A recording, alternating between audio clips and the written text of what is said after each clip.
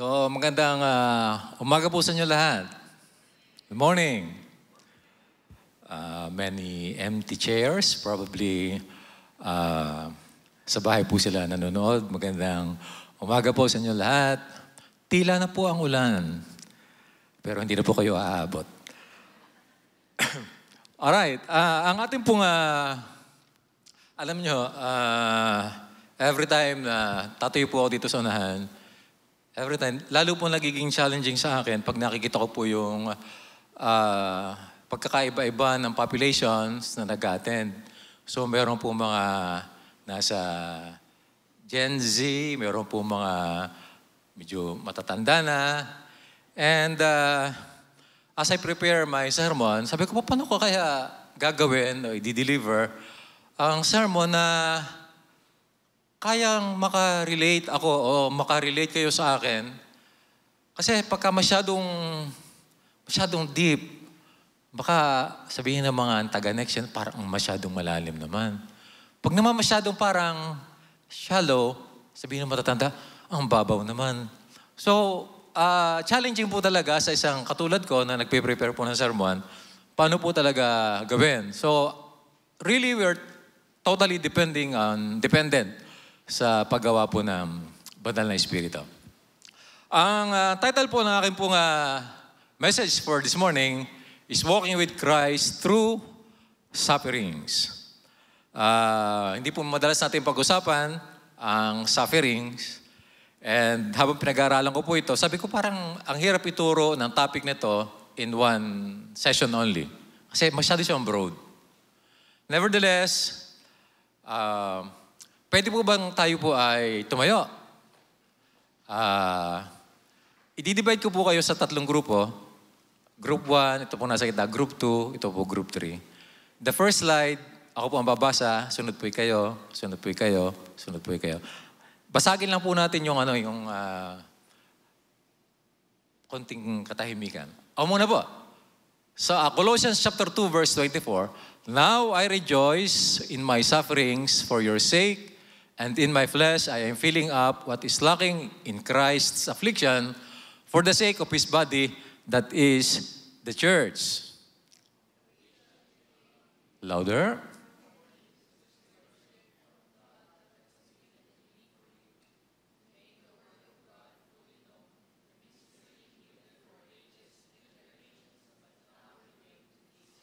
Amen. Bye-bye. Sige po, to them,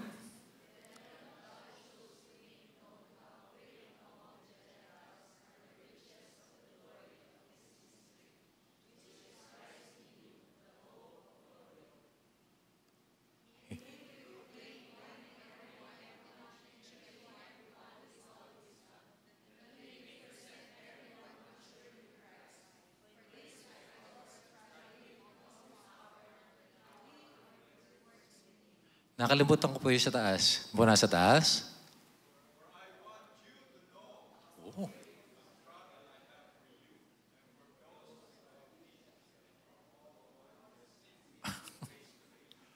Sige po. Ako na po. That their hearts may be encouraged, being knit together in love, to reach all the riches of full assurance of understanding and the knowledge of God's mystery, which is Christ. Ako na po magdadiretso.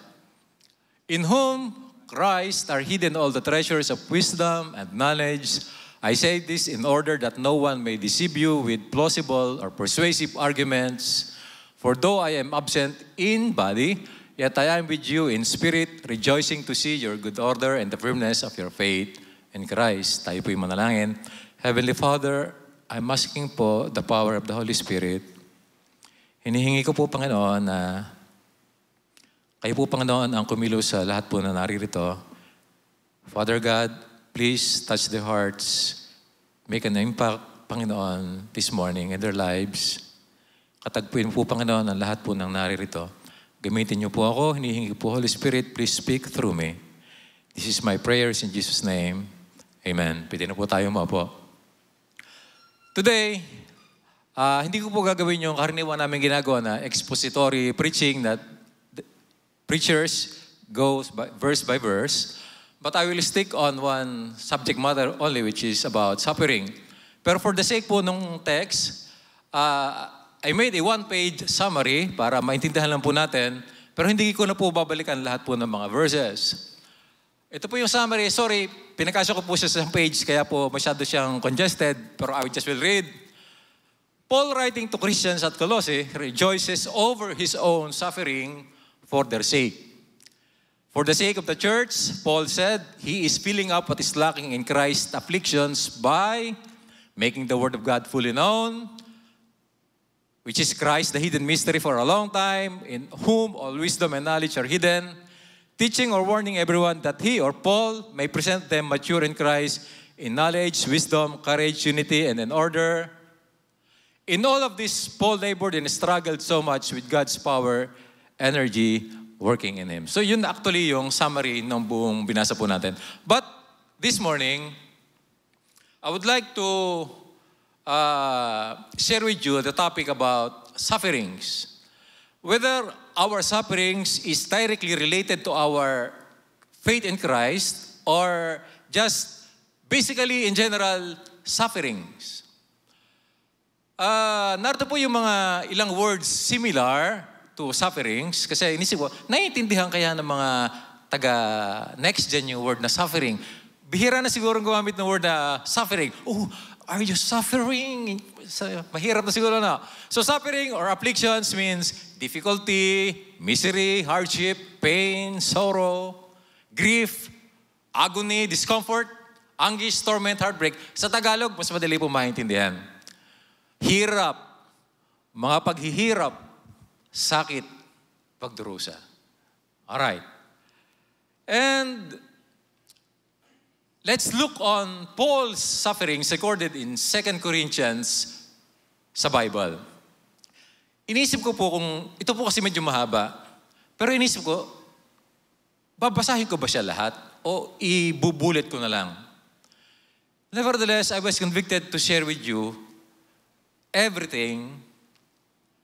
Aside po doon sa 2 Corinthians chapter 6, verse 4 to 10. But as servants of God, Paul is speaking, we, kasama po niya si Timothy, and ang iba pa niyang kamanggagawa, we commend ourselves in every way by great endurance, in afflictions, hardships, calamities, beatings, imprisonments, riots, labors, sleepless nights, hunger, with the weapon of righteousness for the right hand and for the left, through honor and dishonor, through slander and praise. We are treated as impostors and yet are true, as unknown and yet well known, as dying and behold we live, as punished and yet not killed, as sorrowful yet always rejoicing, as poor yet making many rich, as having nothing yet possessing everything. 2 Corinthians 4, 8 to 11. We, Paul is speaking together with his co-laborers, we are afflicted in every way, but not crushed, perplexed but not driven to despair, persecuted but not forsaken, struck down but not destroyed, always carrying in the body the death of Jesus. For we who live are always being given over to death for Jesus' sake. Nung siya po'y kino-question about his apostleship, ikinukumpara po si Paul sa ibang apostol, ang tawag na iba yung mga super apostles. So napilitan si Paul magdepensa ng kanyang sarili. Though it seems foolishness, ang sabi niya, are they, yung ibang apostol, are they servants of Christ? Sabi ni Paul, I am better one. I am talking like a madman. With far greater labors, mas maraming hirap ako sa kanila, sabi niya. For more imprisonments, mas madalas akong makulong kaysa kanila. With countless beatings and often near death. 5 times I received at the hands of the Jews the 40 lashes, less one. So ano po yung 5 times 40? 200? 400? 5 times 40. 5 times I was beaten with rods. There I was stoned. Once I was stoned Remember yung pinag-aralan natin, binato po siya, iniwan siya, akala siya patay na. 3 times I was shipwrecked. A night and day I was adrift at sea. Ano lang siya sa dagat, palutang-lutang, marahil nakakapit, buong magdamag. On frequent journeys, hindi po ito travel na leisure. On frequent journeys, in danger from rivers, kasi nagtatravel po siya lagi. Danger from robbers, pwede siyang ma-hold up, pwede siyang manakawan. Danger from our own people, Jews. Danger from Gentiles. Danger in the city. Danger in the wilderness. Danger at sea. Danger from the false brothers. In toil, hard labor, and hardships, through many sleepless nights. Grabe itong si Paul, ano? In hunger and thirst, often without food, in cold and exposure. And apart from other things, there is the daily pressure on me, on my anxiety for all the churches. Parang masarap maging leader po nito sa isang church. Ano? Kaganito ang iyong nangunguna sa inyo. Napakasipag. Grabe yung sufferings talaga dinanan ng mama na to. Ang sabi po sa pag-aaral na ginawa ko, si Paul daw po ay na-save about 36 AD. So, Anno Domini, 1 AD is the birth of the Lord Jesus Christ. So, ito ay 36, siguro nabuhay si Kristo mga 33 years. So, probably after 3 years, na-save si Paul on his way to Damascus. And sabi nila, namatay si Paul. He was executed in Rome on 68 AD. So, Paul had 32 years in the ministry. Si Paul po. Nung sinulat po ni Paul yung ating mga binasa sa Corinthians, nasulat po yun dito, 57 AD. Here, yung pong binasa po natin. So, all of the sufferings, all of the hardships and difficulties ni Paul ay from here to here. Hindi pa po recorded sa Bible, sa akin pong binasa, ang natitirang 11 years niya in the ministry. Akin pong pinag-aralan, binasa ko yung 11 years niya pa, hindi po tayo matatapos. Mauubos lang po tayo sa pagbabasa ng sufferings, hardships, difficulties, sleepless nights, hunger, thirst, and all of the sufferings Paul suffered for the sake of Christ. Maaaring sabihin po ninyo, Elder Well, it's expected naman eh. And Paul should not be surprised. From the very start, alam naman niya ang mga paghihirap na kanyang pagdadaanan. Yes, tama po kayo. In Acts chapter 9 verse 10, numasib si Paul dun sa way to Damascus. Nakipag-usap ang Panginoon kay Ananias. Nawala yung pagkabulag niya. Ang sabi niya, papuntahin mo rito si Ananias, si Paul, sabi niya, go, for he, Paul, is a chosen instrument of mine, sabi ni Jesus Christ, to carry my name before the Gentiles and kings and the children of Israel. For I will show him how much he must suffer for the sake of my name. From the very beginning, Paul knows. He knows what he will go through. Kaya pwede sabihin niyo sa akin, ba't siya magre-reklamo? Bakit siya magko-complain? Alam niya, first hand pa lang, alam niya na lahat.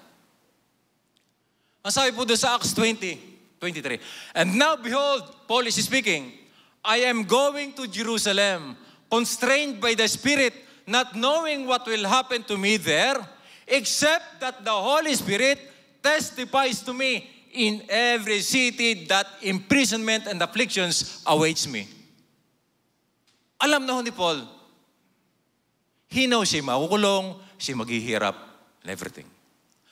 How about us? Musta po tayo? Nagugulat pa po ba tayo?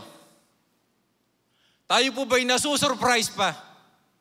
Pag may dumadating din sa atin ng mga kahirapan, dalahin, mga problema sa buhay. Nagugulat pa po kayo? Probably natin sabihin kay Paul, he knows.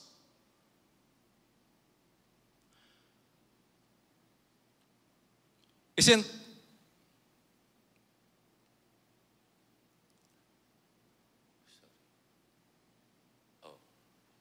pwede mo pakiclick? Alright. Okay.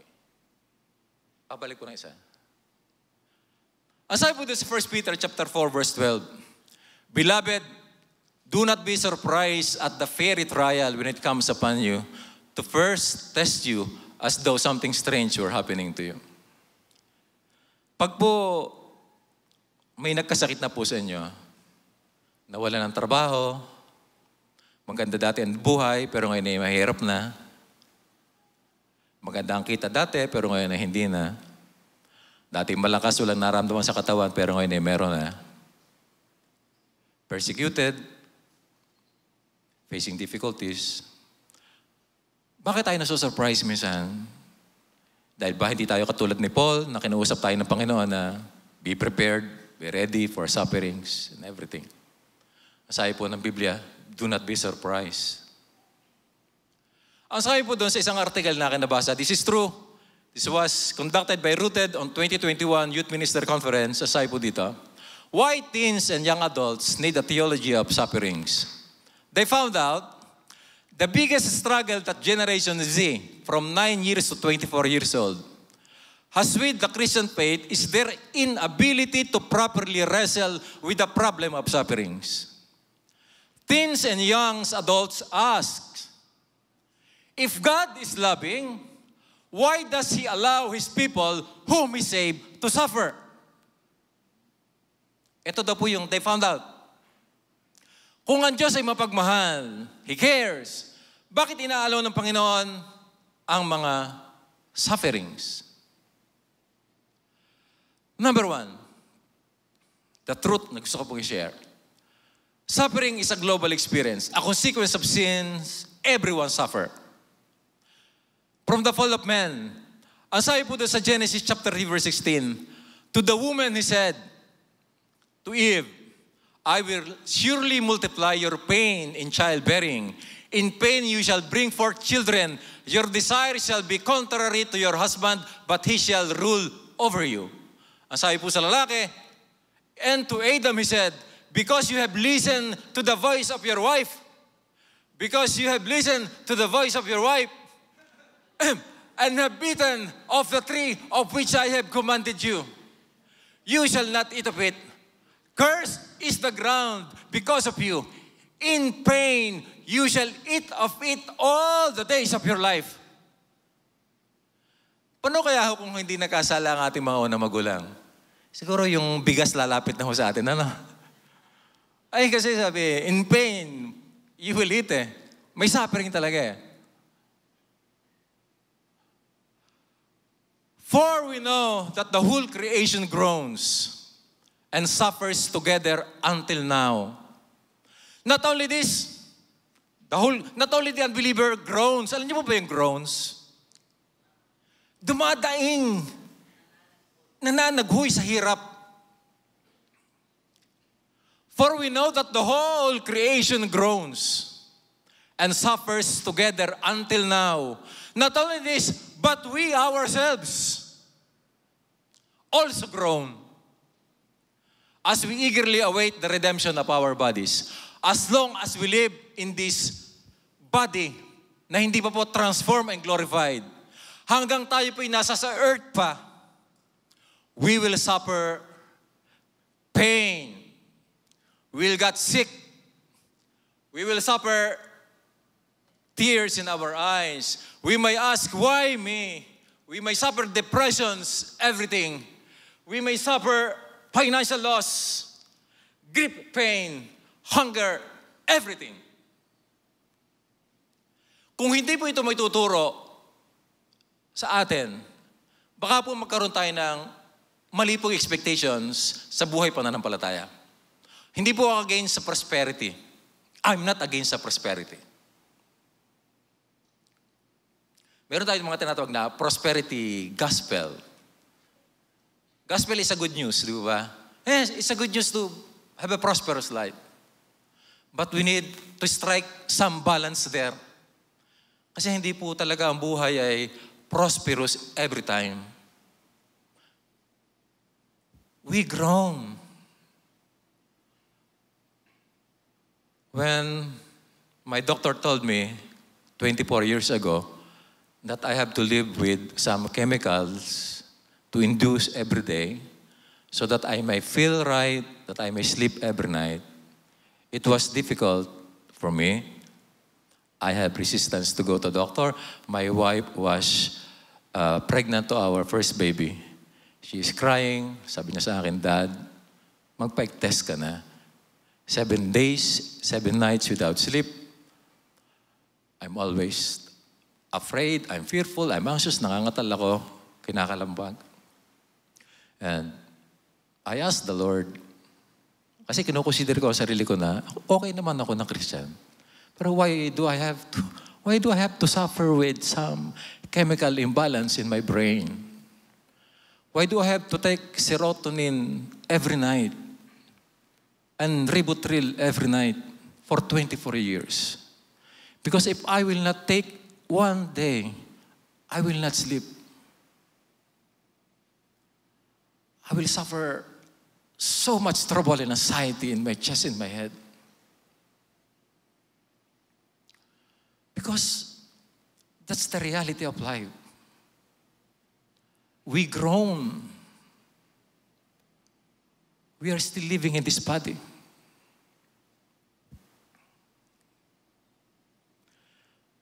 The other week, in-invite po kami doon sa pinanggalingan namin church. May lumapit po sa akin na dati namin kaibigan. Nagtanong po sa akin, brother, hindi man po ko elder doon. Brother Well, mayroon ka bang kilalang psychiatrist? Sabi ko, bakit? Kasi yung aking apo, nag-a-attempt mag-suicide. Kinakausap namin, hindi naman namin makausap, lagi na lang umiiyak. And then, sila po'y faithful na mag-asawa sa church. And nalaman ko, hindi lang iisang apo, 2 apo. Siya po ang nag-aalaga kasi yung kanilang magulang ay separated. Mga lumaki po sa Sunday school ng mga bata. Pero now, they live a life na malayo po sa Panginoon. They have a child then, inabot ko pa, na nagkaroon po ng very rare disease. Ano yung rare na disease na wala na pong magkamot? Every day, araw-araw, nadideform yung kanyang katawan. Paworsen ng paworsen, paworsen ng paworsen. Hanggang sa hindi na makalakad. Nung una, dinadala pa sa church, naka-wheelchair. Hanggang sa ma-deform na totally. And until she died. And now, after the death, she's suffering with her apos. Sabi ng aking wife, Dati, makakaawa naman sila. Bakit ganun? And the husband is sick. Alam niyo po, lumapit sa amin.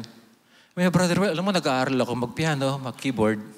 Kasi mayroon po kami pinapasok doon sa church na isang bata, pinag-aaral namin ng music. Sinuportahan namin. And teaching members in the church. And sabi niya, baka nag-aaral, I want to play in the church. Sa kabila po ng pain and sufferings and agonies and everything. She's still rejoicing, but tear in her eyes.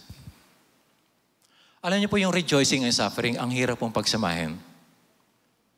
Ano ba? Ang hirap. Yung nagsasuffer ka, but you rejoice.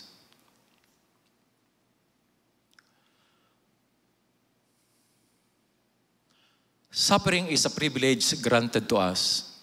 It's a bittersweet favor from God. Ang sabi po doon sa Philippians chapter 1:29. For it has been granted. Ano po sabihin ng granted? Ang galing natin yung mag-receive ng mga grants, di ba? Bato! Nag-grant halimbawa, lupa sa atin. It's mine. Granted. For it has been granted to you that for the sake of Christ, you should not only believe, but also suffer. Granted na po sa atin, hindi lang manampalataya, magaling lang tayo doon. We believe, yes, I believe in Christ. I know I'm saved. I accepted Him. But you know one thing is granted also. You suffer. There is suffering. For His sake, sabi ni Paul, engage in the same conflict that you saw I had, and now here that I still have. Napakarinig yun na ako'y nagsasuffer. Pwede bang mag-engage din naman kayo with my suffering? Join me. Because hindi kayo tinawag para lang manampalataya. There is suffering. There is difficulty. Alam mo yung grace or favor graciously given. Pinulit ko lang.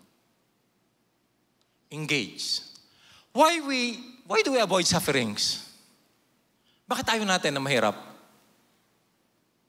Why we don't want to engage? Pagka prayer and fasting lang po pwede. Pero pagka prayer meeting, ako'y pagod na diyan. Mahirap pa yan. Hindi mo ko mapapa-engage diyan. Yung growth group, pahinga ko na yun. Bible study, lahat ng ministry. We don't want to engage. It's very natural for us, in our nature actually, to desire comfort. Natural, pati ho ako, lahat po tayo. Lahat po tayo gusto ng komportableng buhay. All of us. Sinungaling ka pagka hindi mo sinabing hindi. We want comfort. Yun wala dito eh. Pwede nga hong sila nakahiga pa ngayon sa kanilang bed eh. And they are comfortable eh. Kaya po yung naririto ngayon, salamat, you brave the weather. Hindi kayo nagsabing, umuulan, sa bahay na lang ako mag-online.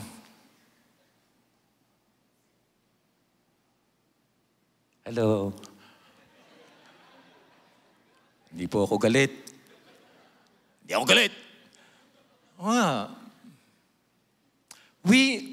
Ito ang gusto nating mga pormahan ng buhay eh. Yan ang gusto natin. Baka nga may taga-GCF ngayon, ito pa eh. Baka nasa sa kama pa at nagsasalpon eh. O pahiga-higa o something. Yan po ang gusto natin. We'd like comfort. Comfort zone. Ano po ba yung comfort zone? Madalas natin mapakinggan po yan. Alam niyo po, mahaba ang aking preaching. And I guess hindi ako matatapos ng 11:15. Malamig naman po ang panahon. Baka hihingi po ako ng mga 5 minutes. Comfort zone. Ano po ba yung comfort zone? Comfort zone. Yung po bang lugar, area na kung saan kayo po yung komportable na, ayaw niyo nang umalis. Halimbawa, meron sa atin na hindi naman po nagsimulang meron mga kotse, sasakyan, di po ba? Nag-jeep. Yeah. Di ba sanay? Nung magkakotse, nung magkaroon ng sasakyan, ay di naging lumabak ng konti yung kanyang comfort zone. O, komportable na lagi. Pag sira ang kotse, hindi na mag-church. Ay, mag-jeep eh. Hindi na makalabas sa kanyang comfort zone. Nililiitan ko lang ako example. Nililiitan ko lang. Dati sanay naman na nahihirapan, habang habang nakakapera ka, yumayaman, o nagiging komportable lang, yung buhay lumalawak po talaga yan. Ngayon may mga utusan ka na eh. May mga nasusugo ka na eh. Yung comfort zone mo malaki na. Ayaw mo na mahirapan. Your comfort zone is that. Lumalaki. Sanay ka na sinusundo ng service ng church.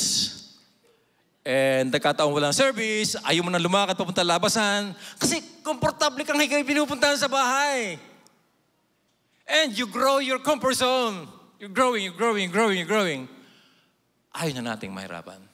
But the danger of comfort zone actually, most of the time, our comfort zone is killing us. Saan po ba tayo tinawag ng Panginoon? Ay, akin lang kung kinaklaro po ito. For this, sa mga naunang verses, all of the suffering. For to this you have been called, because Christ also suffered for you, leaving you an example so that you might follow His steps. Iniisip ko nang ginagawa ko itong preaching, alam niyo ba na si Kristo pwedeng ipinanganak siya sa mayabang pamilya? Pwede naman Pwede naman siyang mamatay sa krus as a rich man. No offense po sa mga mayayamang katulad ko. Wala po, hindi po. Hindi lang po, napag-anuhan lang po natin. Wala po tayong ganun dito. Tayo po ay labing-labing po tayo. Illustration lang po ito, illustration lang po. Pwede naman po siyang pinanganak sa isang mayamang pamilya.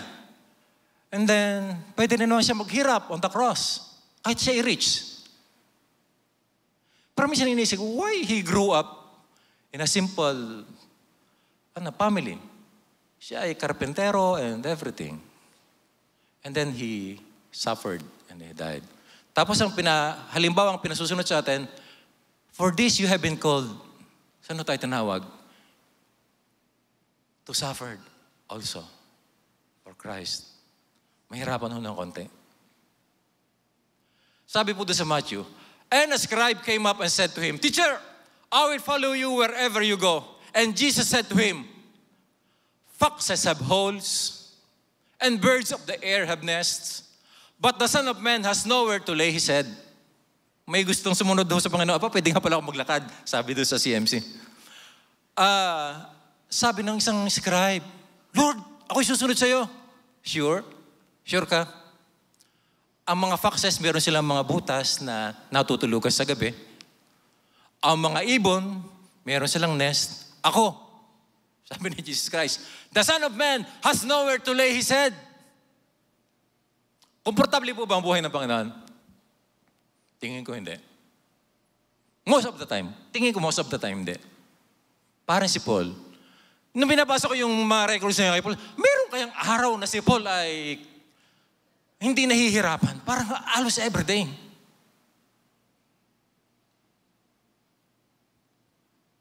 Isa lang, may bahay ho ang Panginoon. But of course, nagmi-minister siya, pumupunta siya ng iba't ibang places. Hindi nga niya alam kung inabot siya doon, kung may matutulugan, wala din siyang kotse. Wala pa naman ng kotse, siya naglalakad. Tayo nga, may mga sasakyan na. Pinag-uusapan namin yung parking dito, dito. Kung talagang punong-puno na, magpapark na lang yung iba doon sa labas, doon sa malayo, kina Ate Mia, halimbawa, o doon sa may UB. Tapos maglalakad papunta dito. Ay, may mga concern pa. Napaka-komportable naman. Maglakad pa mula doon sa kanto hanggang dito. Sus ko po, Ginoo. Kasi sino nagahuyo pa mula doon sa kanto sa may punerarya hanggang din eh. At kayo kinakailangan sunduin pa doon. Yung ka naman. Sus ko po. Sobrang lawak na ng inyong comfort zone. Baka ang inyong comfort zone, hindi na kayo mapalis, hindi na kayo mapapawisan. Masing mapawisan naman lang kaunti. Yun yung pinagpaplanuhan pala ng mga elders.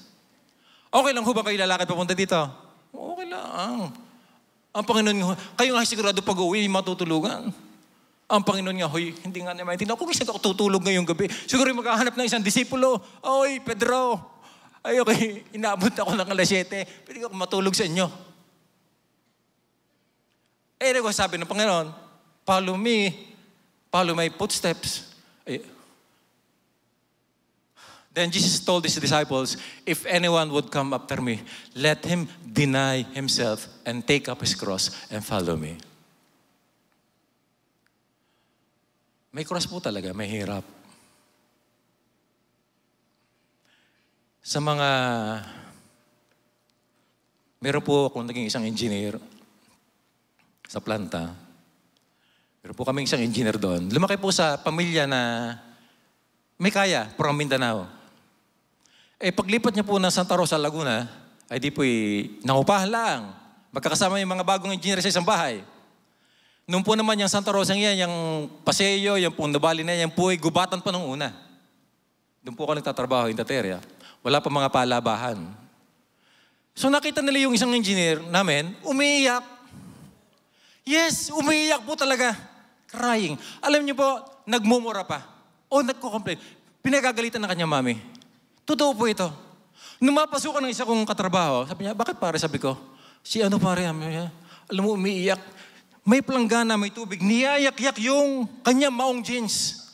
Alam mo, sabi, Mami, bakit hindi mo ako tinuruan maglaba? Bakit hindi mo ako tinuruan maglaba? Ang hirap-hirap. Iyak. Totoo yun. So ang ating po mga bata, kaya nga po ang sabi doon ng Rooted 2021 Conference, one of the challenge sa mga young gen po natin at young adults, hindi po talaga sila nasanay. Minsan po kasalanan din po natin. Ang totoo po talaga, may sufferings. Paano pagka mga anak natin lumabas na sa inyong puder? Paano pagka sila umalis na sa inyong mga kondo doon sa Maynila? Sila guhog at makakabili ng kondo kung hindi niya ibibili. Probably sila maungupahan din. Mabubuhay ng normal. Paano kung hindi sanay?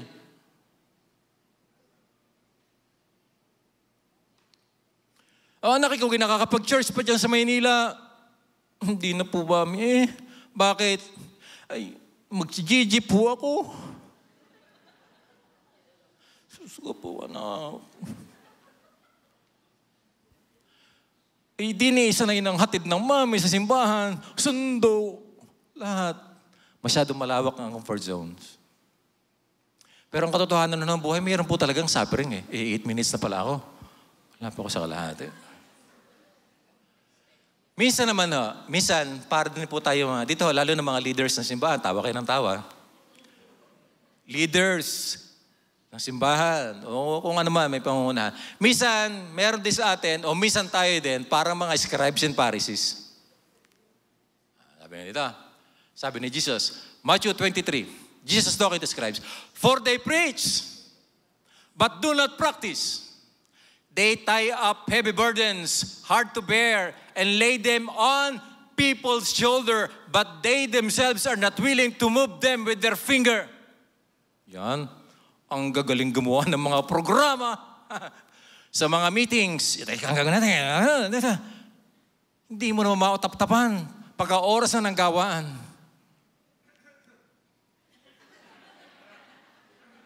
Oo nga.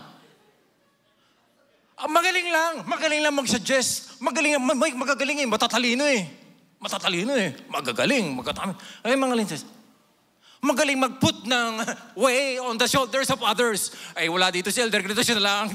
Ay, wala dito si Deaconess, siya na lang gagawa nito. Ni finger, hindi mag-touch ng burden na iniloload. Pero silang gumagawa. Bakit? Ito, ako young people, I was below my 20s. Meron kaming parang grupo ni na Pastor JJ. Member ako noon. Parang tawag namin young people. Meron kami leader na medyo may kaya. Siya yung leader ng young people. Ay matalino, magaling. Tayo ka sa Sabado ay magpapractice ng ganito at maglilinis ka ng simbahan. Noon usong-uso po yung mga linisan ng simbahan. Kung ano nga ilalagay. Kasi wala mo nung ganito. Isusulat yung mga pakanta, kung ano sa mga papel-papel. Yun ang mga gawain namin. Pero, sa galing mong pamiting. Dadating ho yun ay late na, tapos na, wala na. Nakakainis. First time yun ang kauna-unahan nagkakotse doon sa amin ng mga young people, yung second hand na Toyota. For they preach but do not practice. They tie up heavy burdens. Ikaw, pumunta doon sa simbahan. Meron pa minsan tayo pinag-ayabang mga makilala sa simbahan. Alam mo ba, member ng GCF yung si ganito. Talaga? Oo, punta ka doon sa amin sa church. Member siya ng ganito. May paral na niyo. Kilala ko yun Oo. Nakakaapat na linggo na pumunta dito. Hindi ba nakikita yung pinagmamalaking member ng church? Kasi, bakit wala yung sinasabi mong kilala namin na ganyan? Kilala yun bakit wala dito? Siguro komportable na doon sa bahay. Naka-online lang.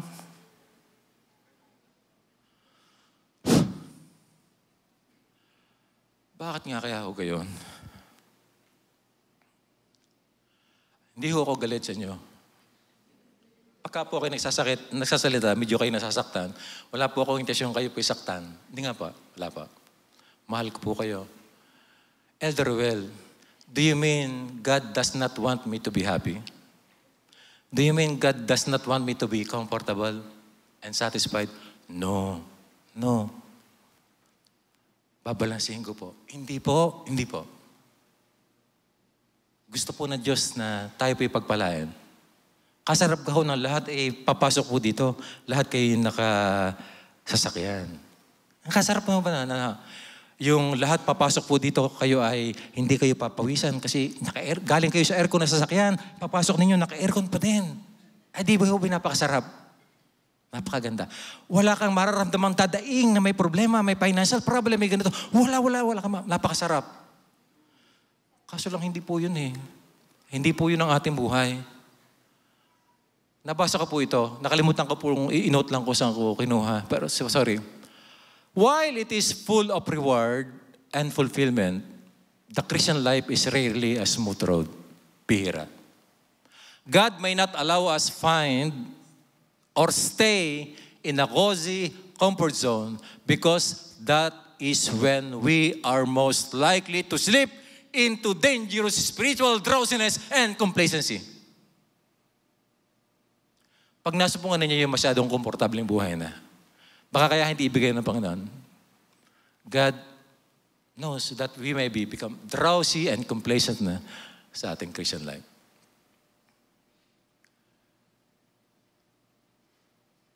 Ay, 0-0, pero hindi na, kaya pala rin hindi na nagalaw. Sadya rin nakalak na. Nakalak na. I-skip ko na ito. I-skip ko na. Yan. Sabi, tinatanong ko dito think of a time in your life when you felt the worst. Yung depressed kayo, yung wala kayong gana, yung wala lang. Imagine nyo, anong ginagawa nyo, nasan kayo? Yan. Tapos, think of a time na you're fully alive, yung masigla kayo at buhay. Probably, when you feel worse, if you're most like people, probably you want to stay in bed, magbabad sa TV, sa internet, you look comfortable, but it's more likely you're miserable. Pero when you feel alive, masaya, you created something new. You finished a project. You made connection with someone. You did something for the Lord. You may not be comfortable, but there is joy. Amen? Oo nga. Subukan ninyo na sumama sa isang gawain ng Panginoon. Mag-engage into something in the ministry of the Lord or anything. Yung aalis kayo doon sa inyong comfort zone. Yung sa halip na Sabado ng hapon, halimbawa ay time niya, ito yung araw ng ipagpapahinga. Mag-schedule kayo na hindi lahat ng Sabado, halimbawa, isang Sabado ako isasama sa ganito. Tingnan ho ninyo yung difference. Halimbawa, hindi ako makapag-commit halimbawa ng everyday. Ganito. Pumili kayo ng isang araw. Tingnan niyo ho yung pagkakaiba. Mas masigla kayo. Mas masaya kayo. Hindi komportable. Pero kayo ay mas happy. Mayroon joy. Have you heard of a fair weather friends? People who are friendly only during good times. Their loyalty melts during bad days. Di ba meron ganun? Fair weather, pangmagandahan panahon lang. Magandang panahon. How about fair weather Christians? Nakarinig na rin kayo? Yung mga fair weather Christians. Sabi nga nung nakita kong quotation, it takes 90 gallons of water to baptize a Christian and only 9 drops of rain to keep him at home. Parang tama-tama. Hindi ko iniisip na uulan po ngayong linggo. Hindi ko po iniisip. Sabi na, it takes 90 gallons of water to baptize a Christian and only 9 drops of rain to keep him at home. Ay, umuulan. Ako'y sinisipon-sipon. Mag-o-online na lang ako. Komportable ang hanap. pang fair weather lang. Pang fair weather. Ay, mahihirapan. Alam niyo ba, Satan accused Job. Si Job po, hindi po yan job, hindi yan trabaho. Si Job, tao. Satan accused Job as a fair weather believer. Alam naman natin ang kwento. Sabi ng Panginoon sabi ni Satan sa Panginoon, yang si Job, he's only faithful because you are blessing him. Faithful lang yan kasi laging fair weather. Laging yung may pera hindi yan nawawala ng trabaho. Wala yung problema, wala yung sakit. Okay ang buhay lagi. Kaya ang faithful sa'yo. Alam naman natin nangyari kay Job. Di ba? God vouched for him. Tapat yan, sabi ng Panginoon kay Satan. And then, Job was tested. Pero ano sabi ni Job? Sabi ni Job, why did you bring me out from the mother's womb? Sobrang hirap. Yung bang mabalitaan nyo susunod, Job, namatay lahat ng iyong anak. Job, nanakaw lahat ng iyong mga halaga. In one day, Job, oh my goodness, sabi niya, what happened? What's happening? You lost everything in one day. He lost everything in one day. Lalo na ho yung mawalan ng lahat ng anak ay namatay in one day. Sabi ni Job, why did you bring me out from the womb? Bakit pa ako inianak? Would that I had died before any eye had seen me. Sana'y namatay na lang ako bago ako lumabas sa sanlibutan ito. And where as though I had not been. Parang hindi na lang ako isinilang, carried from the womb to the grave. Sana paglabas ko ng womb, diretso na lang ako namatay. Are not my days few? Sabi niya sa Panginoon, di ba maiksi lang naman ang buhay ko? Then cease, please stop. And leave me alone. That I may find a little cheer before I go. Pwede ba, Panginoon? Time out muna. Yung ba naiiyak nyo rin minsan sa hirap ng buhay? Panginoon, pwede bang time up muna? Time out. Please stop. Leave me alone. Enough.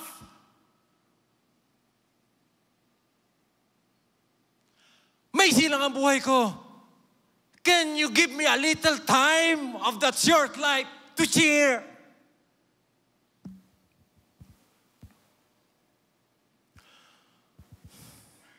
Hindi ko masabi sa inyo, kaya ko din yung naranasan ni Job. But people suffer. Probably, hirap na ho tayo sa inyong burdens. Whatever it is. Financial, health of you, health of the members of the family, pain, relational problems, whatever suffering or burdens na ibinigay po sa inyo ng Panginoon. And probably you are praying, Lord, pwede ba? Time out muna. Stop. And give me, pwede ba konting time that I would cheer?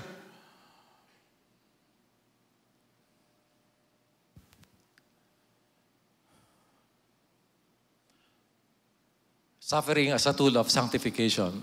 It transforms us. Biblisan ko na lang po. In our walking in Christ, meron po tayong title na justification, sanctification, and glorification. Sanctification, justification, ito po yung time na tayo ma-save. This is the time when we got saved. We are justified. We are declared not guilty. Papunta na tayo sa langit. Lahat po tayo naririto na sanctification. This is in the future. We will go to heaven. We will be glorified. Pag dumating na po itong time na ito, wala na pong suffering. Wala na. Iba na po ang ating katawan eh. Hindi na itong katawang lupang ito. Wala na. Hindi na tayo, wala nang problems. But the challenge now is here, the present. We are here now. And suffering is a tool that is required for us to be like Christ. Last promise po. Not only that we have rejoiced in our sufferings, knowing that suffering produces endurance, character, and character produces hope. Kailangan po natin, without suffering, ang sabi ng Romans 5:3-4, wala ka nito. Hindi mo ito matidevelop. That's why we go through sufferings. Endurance is the ability to remain under difficult without giving in or giving out. Alam niyo po ba pagkakaiba ng race na to? Yung marathon at saka po ng sprint. Sprint, mabilis lang po to. Pinag-uusapan lang po dyan, 100 meters, sometimes 50 meters lang ang takuan. Ito po ang marathon is a 26.2 miles na race. Ito po yung napapanood natin sa TV na talagang bago po matapos, talagang parampatana. Ang tinetest po doon ay endurance. Ang Kuya Christian, matatag po yan, endurance. Kaya po niyang umakyat ng Mount Banoy, walang pahinga. Ako po, ito lang ako. Power and speed lang po ako. Biglaan, short lang, hanggang doon lang sa point po, Niraria. Tapos na. Ang buhay po natin, ari po tayo. Hindi po tayo ningas kugon. Karagkag agad. Isang linggo lang. Mas wala na, tapos na. Ang buhay po natin, ari. Ano po ang kailangan para magkaroon, ari? Suffering. Sa testing. Sa suffer. Tanong po niya sa amin ni Ian kung gano'n po kasasakit ng legs namin na tinitiis. Hindi pinapansin ang pain. Pedal lang na pedal. Parang puputok ng baga. But we endure. suffering. Endurance. Pakikita ko na lang po, sir, po wala na akong time. But let us suffer as a Christian. Kasi may nagsasuffer na consequence of our wrongdoing. Bakit di ka ang aking anak, hindi ka bali tayo ligtas? Bakit kaya, Panginoon, ang dami kong problema? Ay, panuhi, tisod sa inyo. Mayroon ganon. Bakit kaya hindi ko madala ang aking anak? Dati naman nag-church, pero wala na siya ngayon, hindi ko na magdadala. Ay, tisod sa inyo ang patotoo. You're suffering because of our wrongdoing. But if anyone suffers as a Christian, let him not be ashamed, but let him glorify God in that name. If you're suffering because of Christ, if you suffered because alam mo na maling mag-asawa ng unbeliever, but you still continue on that and you're reaping the consequences of your sins, hindi ko po sinasabing hindi kayo tutulungan ng Panginoon. God still loves you. But I hope that all of our sufferings is because we suffer as a Christian and we grow. If we suffer because of our own faults, wrongdoings, ikaw ay may ulcer, ikaw ay may sakit ngayon dahil ang takaw mong mag-inom ng alcohol, you face the consequence. Tonight na kasi ginabi na ho tayo.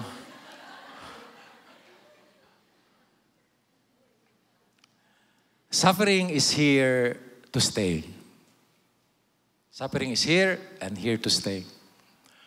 With the right perspective, it can make us better. So don't get better, embrace it. We may not be able to fully understand the why. Bakit kung kailan kami tumanda? Bakit kung isa na lang ang aming pinag-aaral, saka pa ang hirap-hirap ng buhay? Bakit kung kailan pa ganito, saka pa ako nagkaganito? We may not be able to fully understand the why, but it's for our own good. It's not permanent. It's not hidden to the eyes of God. He cares. Mahal po tayo ng Panginoon and He knows what you're going through. So, tayo po ay mag-pray. Heavenly Father, maraming salamat po sa inyo. Salamat po, Panginoon, because we cannot avoid sufferings. It is a part of our life here on earth. One day when we reach the glorification process or state na you will transform our bodies into glorified one. When Christ comes or when you get out of here, matatapos po ang lahat, Panginoon. And while we are here, while we are still living on this planet Earth, on this body, Panginoon, tulungan niyo kami, Panginoon. Help us embrace any form of difficulties, sufferings na iniaalaw po ninyo sa amin. Panginoon, maaaring we are in pain.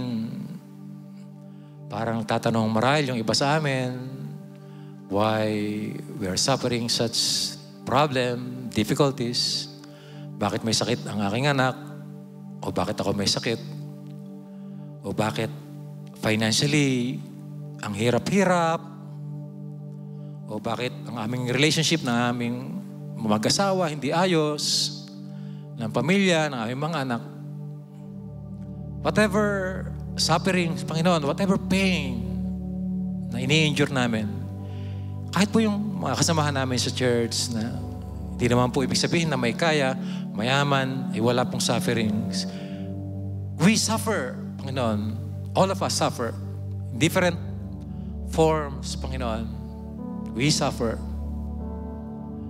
We come to you this morning, Panginoon. Give us clarity of hearts and minds. Help us, Lord, embrace. Because it is a design that we cannot escape from. You've designed this process that we go through some sort of sufferings. Maring yung iba mabigat, maring yung iba hindi.